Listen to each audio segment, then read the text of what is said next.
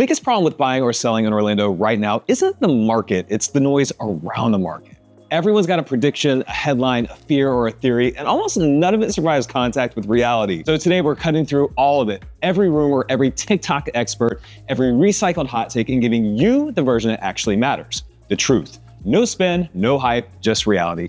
I'm Chad Vaughn, real estate agent with Real Broker. And I'm Jory Blackmer, senior loan officer with Mid-Florida Mortgage Professionals. This is your Orlando real estate reset, everything that actually happened in 2025, what's coming in 2026, and what smart buyers and sellers should be paying attention to right now.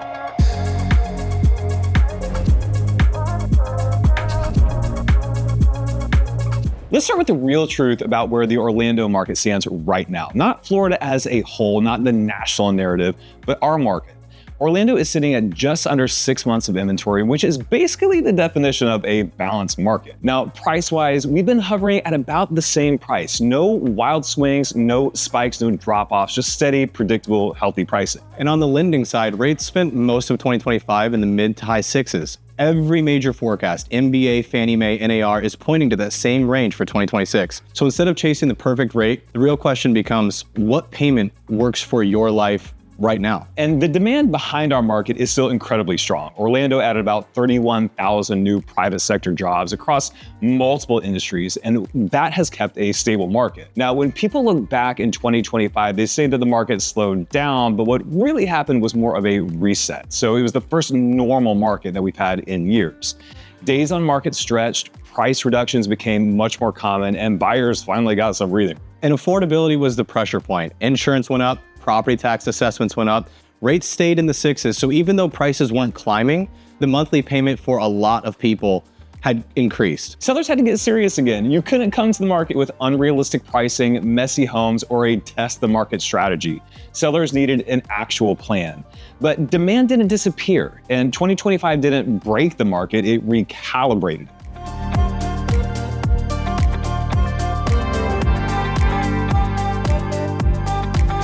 One source of confusion this year was the idea that Florida may be abolishing property taxes. And here's the truth about that. There's no amendment finalized, and there's nothing on the ballot, at least not yet. What we do have are 13 different proposals, and almost all of them leave school taxes completely untouched. Now, that's the part of your bill that climbs the most. Some proposals phase out non-school taxes over 10 years, and some increase exemptions. Some will help seniors, some help portability, but not one of them eliminates property taxes. And from the lending standpoint, we are required to qualify buyers using today's tax bill, not what might change someday or what politicians are debating. And to change the Florida Constitution, you need a 3/5 legislative vote and 60% voter approval. With 13 competing proposals, hitting that threshold becomes nearly impossible. So if you're buying or selling in 2026, plan around the tax system that we have right now. And if something improves later, great, but don't bank on it. One of the loudest headlines this year was the 50-year mortgage. Here's the truth. It's not real. There's no program, no guidelines, no lenders offering it. And even if it did exist, it wouldn't fix affordability the way that some people assume. Now, let's do an example. On a $500,000 loan, maybe you save $200 to $300 a month, but your principal barely moves. You're stretching the timeline, not solving the cost. So the 50-year mortgage, great headline, gets a lot of attention, but zero relevance to your actual plan, at least for today. Now, the idea of portable mortgages, taking the low rate with you when you move, made a lot of noise this year as well.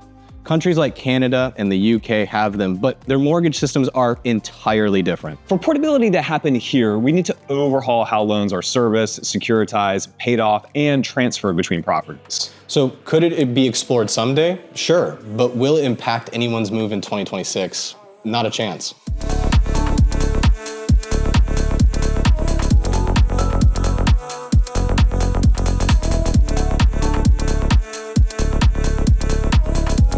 Now, if you want to understand why Orlando stays stable while other markets wobble, look at the growth behind our economy.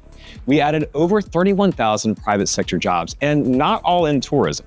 We have healthcare, tech, engineering, logistics, real diversified growth. Now, Epic Universe opened with a $7 billion investment and reshaped an entire corridor. Plus, there's $13 billion in additional development on the way. Lenders absolutely notice markets like this. Strong job growth equals lower volatility, which strengthens financing environments. And Orlando continues attracting tens of thousands of new residents every year. This isn't a boom and bust city, it's a grow and stabilize city. So if you're thinking about buying in 2026, here's the mindset that matters. Stop trying to time the market, time your life. Buyers finally have leverage again, stable pricing, more inventory, and most importantly, more negotiation power. And since rates are most likely to stay in the sixes, we plan around that. Not hope, but reality. Now, new construction is offering incentives we haven't seen in years. You have rate buydowns, closing credits, design studio money, and quick move-in discounts. Now, yes, to get these incentives, sorry, Jory, you have to use the builder's preferred lender. And on the resale side, we structure payments through permanent buydowns, temporary buydowns, seller credits, and adjustable options with real exit plans. And refinancing is an option, but it should never be a plan. Rates may drop, but they also may not.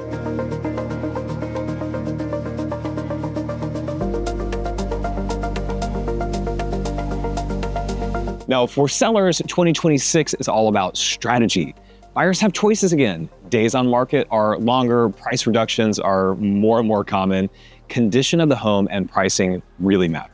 And a rate buydown can improve a buyer's payment 3 to 4 times more than a standard price cut. Sellers win by being smart, not stubborn. Price with data, prep the home, offer strong terms, and meet the market where it is, not where you wish it was.